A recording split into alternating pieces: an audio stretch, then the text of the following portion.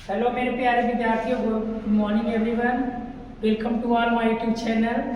आप सभी को इस चैनल पर स्वागत है। आज हम लोग क्लास 10 के फिजिक्स पढ़ रहे थे। आज समतल दर्पण तक कंप्लीट कर लिया। आज हम लोग गोलीय दर्पण की ओर चलेंगे।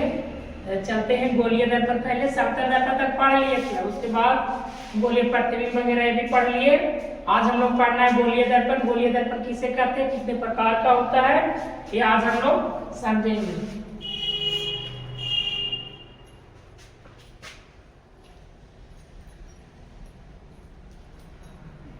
क्लास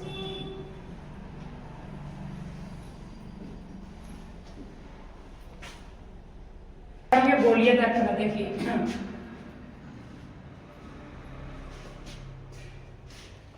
अब क्या पढ़ना है, गोलीय दर्पण। गोलीय दर्पण किसे कहते हैं, पहले देखो। गोलीय दर्पण एक खोखला गोला का भाग होता है, ठीक है। ऐसा दर्पण जिसका प्रवर्तक सतह एक खोखला गोला का भाग होता है, मतलब ऐसा दर्पण। गोलीय दर्पण किसे कहते हैं, ऐसा दर्पण जिसका प्रवर्तक सतह खोखला गोला का भाग होता है, उसे गोलीय दर्पण कहते हैं। उसे गोलीय दर्पण कहते हैं, समझ गए। यानी ऐसा दर्पण जिसका प्रवर्तक सतह खोखले गोले का भाग होता है, उसे गोलीय। यानी गोलीय दर्पण जिसे कहने का मतलब ये गोला पूरा, इसी को हम लोग क्या बोलते हैं, गोलीय दर्पण। ये पूरा गोला इसमें, और इसी से मिल के बना है उत्तल दर्पण और अवतल दर्पण। जैसे कि बीच में इसको मिटा दीजिए, बीच में मिटा दिए तो इसी में से हमारा निकला क्या, उत्तल दर्पण मिला और अवतल दर्पण, ठीक है। एक हमारा हो गया उत्तल दर्पण, एक हो गया हमारा अवतल दर्पण, दूसरा हो गया उत्तल दर्पण, है ना। ये प्रवर्तक सतह गोला भाग को जिसको ऐसे काट दिए बीच में, उसी को काट के हमारा दो को दर्पण बनाया बनता है वो अवतल दर्पण बनता है, वो उत्तल दर्पण। उत्तल दर्पण ये हो गया जिसका साइड इधर से रह गई, हमारा क्या हो गया, उत्तल दर्पण हो गया, थी अवतल दर्पण हो गया। और जिसका अंदर से रह गई ये साइड ऊपर छाई, उसको क्या बोलेंगे, उत्तल दर्पण बोलेंगे, ठीक है। ये हमारा क्या हो गया, अवतल दर्पण हो गया, अवतल दर्पण। और इधर दूसरा हो गया हमारा उत्तल दर्पण, ठीक है, उत्तल दर्पण। यानी जिसका प्रवर्तक सतह इस साइड में है, यानी उत्तल दर्पण का जिसका प्रवर्तक सतह उठा हुआ है या उभरा हुआ हो, उसको हम लोग बोलते हैं उत्तल दर्पण। और जिसका प्रवर्तक सतह धंसा हुआ उसको हम लोग बोलते हैं अवतल दर्पण। ये जो है ना पेंट किया गया है, मतलब इधर से कुछ नहीं, इधर है ये, और इसमें भी इधर पेंट है, इधर की ओर रहता है प्लेन, इधर की ओर मतलब देखने वाला, इधर पेंट की जैसे मान के चलिए पेंट है, इधर प्रवर्तक सतह इधर, ठीक है। गोलीय दर्पण समझ लिए किसे कहते हैं, ऐसा दर्पण जिसका प्रवर्तक सतह खोखले गोले का भाग होता है, उसे हम गोलीय दर्पण कहते हैं, ठीक है। अब ये खोखले गोले गोलीय दर्पण था, इसको बीच में से थोड़ा सा रफ कर दिए तो ये हमारा बन गया दूगो, एक उत्तल दर्पण बन गया, एक अवतल दर्पण। तो यही से हमारा डिवाइड हो गया कि गोलीय दर्पण दो प्रकार के होते हैं, एक उत्तल दर्पण और एक अवतल दर्पण। चलिए आगे देखते हैं उत्तल दर्पण और अवतल दर्पण के दोनों का डेफिनेशन पहले पढ़ेंगे।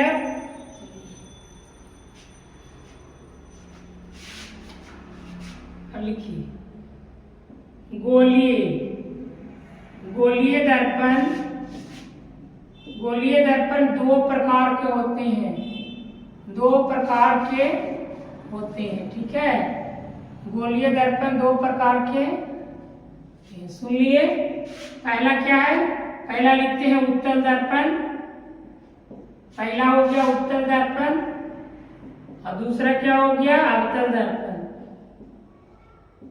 अवतल दर्पण, अब उत्तल दर्पण और अवतल दर्पण किसको कहते हैं, जिसका प्रवर्तक सतह उभरा हुआ हो या उठा हुआ हो उसको बोलते हैं उत्तल दर्पण।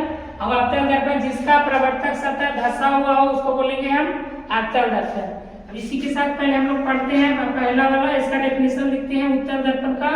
वैसे आप लोग समझ गए होंगे, मतलब उत्तल दर्पण किसको कहते हैं, जिसका प्रवर्तक सतह उभरा हुआ हो या उसको उठा हुआ भी कह सकते हैं, उसको हम लोग क्या बोलते हैं, उत्तल दर्पण बोलते हैं। चलिए इसका डेफिनेशन लिखते हैं हम लोग, जो लिखने के लिए जैसे एग्जाम में हम लिख सकते हैं। चलिए देखिए, उत्तल दर्पण किसे कहते हैं, ऐसा वैसा दर्पण या ऐसा दर्पण कुछ भी, वैसा दर्पण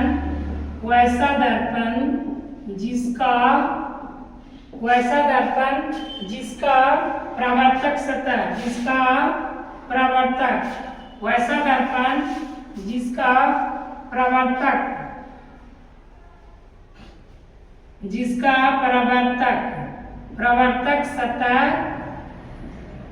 प्रवर्तक सतह उभरा या उठा हुआ, उभरा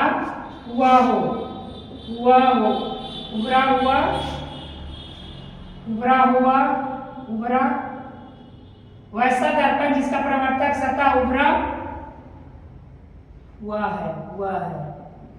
हुआ है उसे उत्तल दर्पण कहते हैं। यहाँ पर आप कैसे भी लिख सकते हैं, जैसे उभरा रहता है या उभरा हो सकता है, उसको क्या बोलते हैं, उत्तल। इसमें ये भी लिख सकते हैं कि उभरा रहता है, हम ऐसे लिखे उभरा हुआ है, उसे उत्तल दर्पण कहते हैं। अब इसका चित्र क्या बनेगा, यानी इस तरह इसे उभरा हुआ मतलब जो है ना, प्रवर्तक सतह ऊपरा उठा हुआ हो, जैसे इस तरीके से। प्रवर्तक सतह किसको बोलते हैं, जो ई वाला ना, जो प्लेन वाला, इधर तो हमारा क्या बना हुआ है, ये इसको कहते हैं ना, कलाई किया हुआ है, इसको प्रवर्तक सतह, ये वाला हमारा हुआ ना उठा हुआ, इसी को हम लोग बोलते हैं उत्तल दर्पण। ठीक है, ये हमारा पेंट किया हुआ है, कलाई किया गया है, ये हमारा इधर से हुआ था, ये हमारा कौन सा उठा हुआ है ना, इसको हम लोग क्या कहेंगे, यही हमारा उत्तल दर्पण का चित्र है, उत्तल दर्पण। ठीक है, अब इसी तरीके से हम लोग अगला देखेंगे, अवतल दर्पण। अब हम लोग पढ़ते हैं अगला क्या है, अवतल दर्पण। इतना आपको याद हो गया होगा। अब देखिए, याद करना है, तुरंत ही याद हो, सुनते जाइए और समझते जाइए, याद होते जाइए, और इसमें याद करने की जरूरत ही नहीं। जिसका प्रवर्तक सतह वैसा दर्पण जिसका प्रवर्तक सतह उठा हुआ है, उभरा हुआ, उसको उत्तल बोलेंगे। अब दूसरा हो गया हमारा अवतल दर्पण। अवतल दर्पण किसे कहते हैं, ऐसे करके भी लिख सकते हैं हम लोग। चलिए, अवतल दर्पण वैसा दर्पण जिसका प्रवर्तक सतह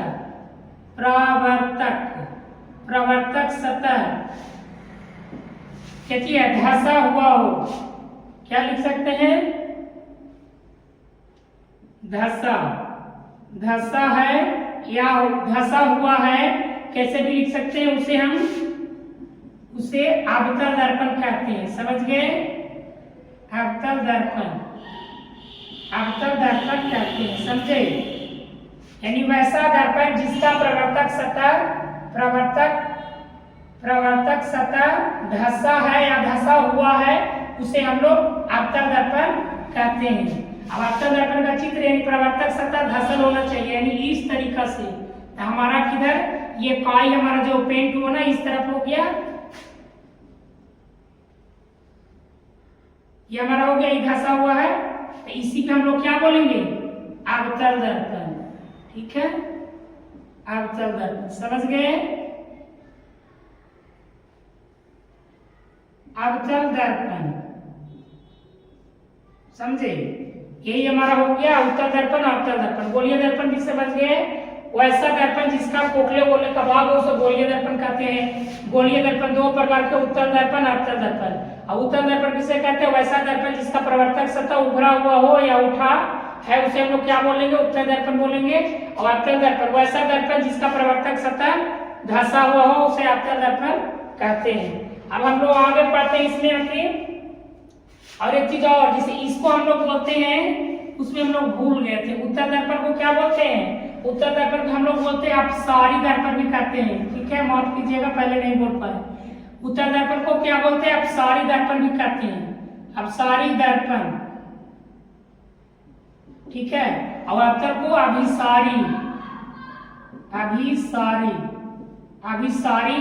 दर्पण कहते हैं। ठीक है, है ना। उत्तर दर्पण को अभी अपसारी कहते हैं, अवतर को अभिसारी कहते हैं। ये भी कहते हैं, ये भी याद रखने का, ऑब्जेक्टिव में आएगा कि ऑब्जेक्टिव क्वेश्चन में आएगा क्योंकि अपसारी दर्पण किसको कहते हैं, तो उत्तर दर्पण को हम लोग अपसारी कहते हैं और अभिसारी किसको कहते हैं, अवतर दर्पण को। ठीक है, अपसारी मतलब मिलना और इसका मतलब होता है बिखर जाना। अभिसारी मतलब चारों तरफ बिखरना। यहाँ पे भी पढ़ेंगे कि अवतर दर्पण को अभिसारी क्यों कहते हैं और उत्तर दर्पण को अपसारी क्यों कहते हैं। चलिए ठीक है, अब आगे चलते हैं। अब गोलीय दर्पण में कुछ पार्ट है उसको समझते हैं आगे। पहले वक्ता केंद्र इसका पढ़ते हैं। ठीक है, कोई भी दर्पण हम ले लेते हैं। ये हमारा एक दर्पण हो गया, राइट। अब इसको धंसा हुआ है कि कौन दर्पण हो गया, अवतर दर्पण। धंसा हुआ तो कौन दर्पण हो गया, अवतर दर्पण है ना ये। चलिए इसको हम बना देते हैं। बाकी इसमें आप समझना आपको कि क्या क्या है। इसको बीच से जो गुजरता है इसको हम लोग बोलते हैं प्रधान अक्ष। ठीक है, बीच से जो गुजरता है उसको क्या कहेंगे, दर्पण को तो बीच से गुजरेगा उसको क्या कहते हैं, प्रधान अक्ष कहते हैं। ठीक है, अब यहाँ पास जो होता है इसको बोलते हैं ध्रुव। क्या बोलते हैं, ध्रुव। ठीक है, और ध्रुव बोलते हैं। बीच जो निकलता है ना, मतलब जैसे कि अब ये हमारा ये वृत्त, इससे वृत्त से नहीं निकला है बीच में, वृत्त से निकला है तो इसके बीच में यहाँ पर होता है ना रेडियस, इसको सेंटर होते हैं ना, इसको त्रिज्या को क्या बोलते हैं, रेडियस। तो यहाँ पड़ी आर कहेंगे, 80 से भी सूचित करते हैं इसको, रेडियस को, त्रिज्या को, है ना। केंद्रक को है ना, जो बीच में होता है उसको क्या बोलते हैं, केंद्रक। यानी पड़ी यहाँ पड़ी हमारा क्या हो जाएगा, केंद्रक हो जाएगा, जिसको हम लोग सी से सूचित करते हैं, केंद्रक। ठीक है ना, इसको सी से सूचित करते हैं। अब यहाँ देखिए, जब कोई भी प्रधान अक्ष के समांतर, ये हमारा बीच वाला पूरा क्या हो गया, ये हो गया प्रधान अक्ष। क्या हो गया, प्रधान अक्ष इसको बोलते हैं। क्या बोलते हैं, प्रधान अक्ष इसको बोलते हैं। अब जब भी प्रधान अक्ष के समानांतर वो आएगा कोई भी किरण, प्रकाश की किरण दर्पण से परावर्तन का वापस टकराने के बाद जिस बिंदु पर काटता है उसको हम क्या बोलते हैं, एफ। यानी वो बोलते हैं, इसको हम एफ से सूचित करते हैं। अब यही यहाँ से लेके यहाँ तक, यानी ध्रुव से और फोकस दूरी के एफ के बीच की दूरी को हम लोग क्या कहते हैं, इसको हम लोग कहते हैं फोकस दूरी। यहाँ से लेके यहाँ तक के बीच की दूरी को क्या कहेंगे, फोकस दूरी कहते हैं, फोकस दूरी। ठीक है, और ये हमारा हो गया वक्ता केंद्र, और यहाँ से लेके यहाँ वक्ता केंद्र हो गया ये। और दर्पण जो बीच में रहता है ना, दर्पण को मध्य बिंदु पे हम लोग क्या कहते हैं, ध्रुव। और जो ये बीच दर्पण को बीच से भागों में बांटता है उसको क्या कहते हैं, प्रधान अक्ष। अब एक हमारा होता है द्वारक। तो जो दर्पण की जो जितना डिस्टेंस रहता है उसी को क्या बोलते हैं, चौड़ाई को ही हम लोग क्या कहते हैं, द्वारक। और ये होता है हमारा केंद्र के वक्ता त्रिज्या। वक्ता त्रिज्या किसको कहते हैं, ध्रुव और लेके वक्ता केंद्र के बीच की दूरी को हम लोग क्या कहेंगे, यानी यहाँ से लेके यहाँ के बीच की दूरी को क्या करते हैं, वक्ता त्रिज्या कहते हैं। क्या कहते हैं, वक्ता त्रिज्या कहते हैं। समझ गई। अब वापस एक बार और देख लीजिए, हमारा कौन सा दर्पण है, ये हम अवतर दर्पण में चल रहे हैं। ठीक है, अवतर दर्पण में देखिए, जो दर्पण को बीच भागों में बांटता है, जैसे इस तरफ से एक लाइन है उसको बोलते हैं प्रधान अक्ष, और दर्पण के बीच पॉइंट पर होता है उसको हम लोग बोलते हैं ध्रुव, जिसे हम पी से सूचित करते हैं, इंग्लिश में कोण बोलते हैं। और जब कोई समांतर रेखा प्रधान अक्ष के समांतर किरणें दर्पण से परावर्तन के बाद जब जिस बिंदु पर काटेगा उसको क्या कहेंगे, फोकस। और जहां से काटा वहां से ध्रुव के बीच की दूरी को क्या कहते हैं, फोकस दूरी कहते हैं। और सेंटर को बीच में होता है उसको वक्ता त्रिज्या कहते हैं, केंद्रक बोलते हैं।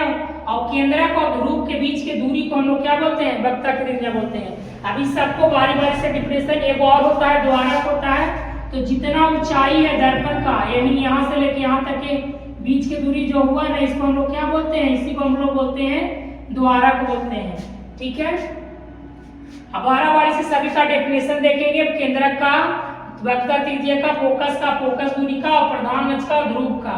इस सब का एकाएक ही हम लोग इसका परिभाषा देखेंगे क्या क्या होता है।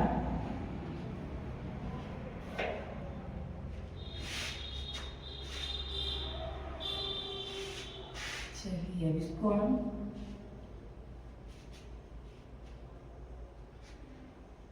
बारी से बताते जाएंगे। पहले हम लोग पढ़ते हैं वक्ता केंद्र, जो बीच में सेंटर में होता है ना, जिसे देखिए यहाँ पर ही बना ही लेते हैं। जैसे ये हो गया अब यहाँ पास ये हो गया हमारा, ये हमारा सेंटर हो गया, इसी को सी बोलेंगे। ये हमारा प्रधान अक्ष हो गया। जब समांतर किरण कटे तो ये हमारा एक हो गया। यहाँ पर यहाँ से बीच की दूरी के लिए इसको हम ध्रुव बोलते हैं, पी भी कर सकते हैं। ये हमारा यहाँ से यहाँ के बीच की दूरी क्या चीज होगा, इसको हम लोग क्या बोलते हैं, द्वारक बोलते हैं। दर्पण की चौड़ाई को क्या बोलते हैं, द्वारक बोलते हैं। ठीक है ना। अब आगे हम लोग चलते हैं, पहले क्या पढ़ेंगे, केंद्रक। वक्ता केंद्र पढ़ते हैं। वक्ता केंद्र किसको कहते हैं, क्या पढ़ेंगे, वक्ता केंद्र।